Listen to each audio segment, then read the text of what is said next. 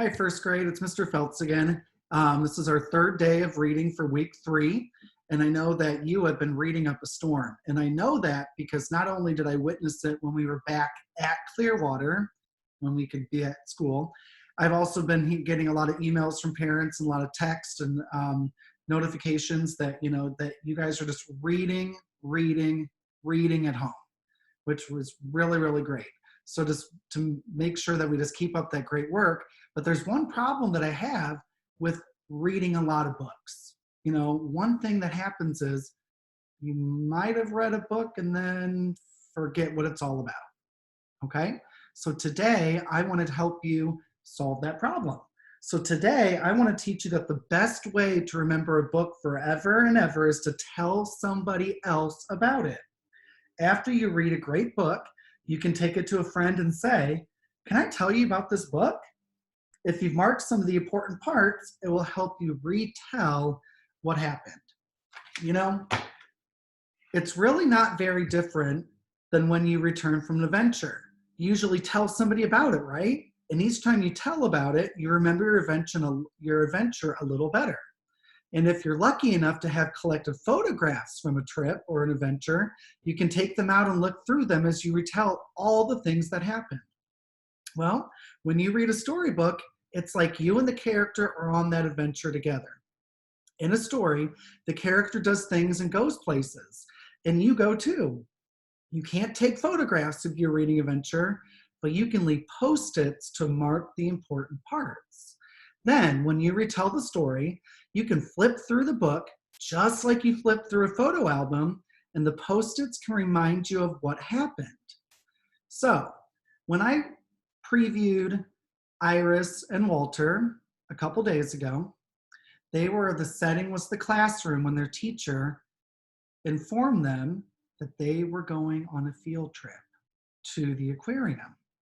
So I was thinking, do you think that I could leave a Post-it there? Yeah, I think that would be a really, really great place to put a Post-it because that is an important part of the book that you can retell a friend, okay? So then as we read along, the second chapter was about the bus ride. So do you think I should leave a Post-it somewhere in there?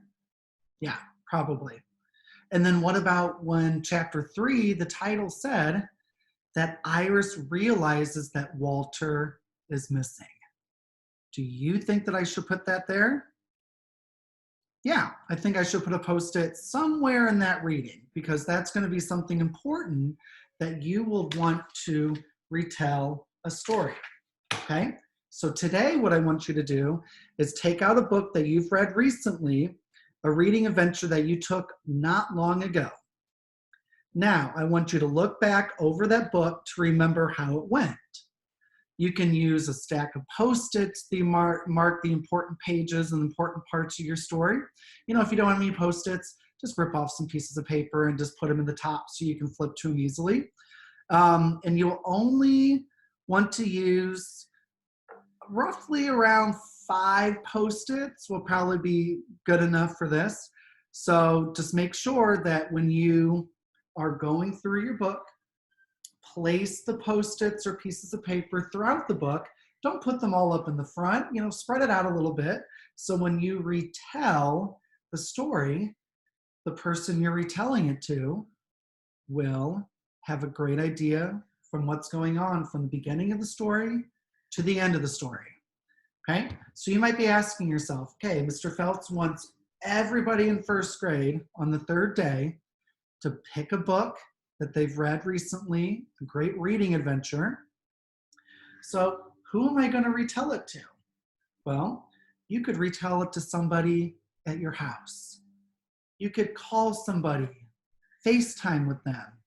But there's also one person that I want you to share your retelling with, and that is going to be with your teacher.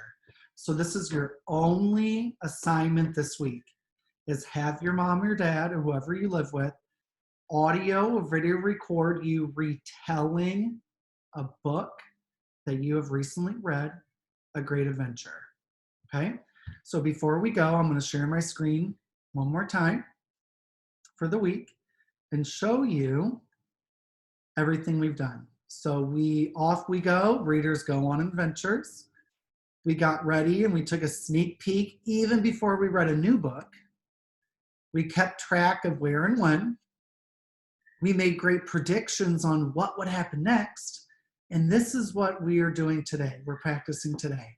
We are retelling the important parts, mark pages to remember. So remember, when you're reading a story, not only are you predicting, you also got to mark those important pages so you can retell the story to somebody.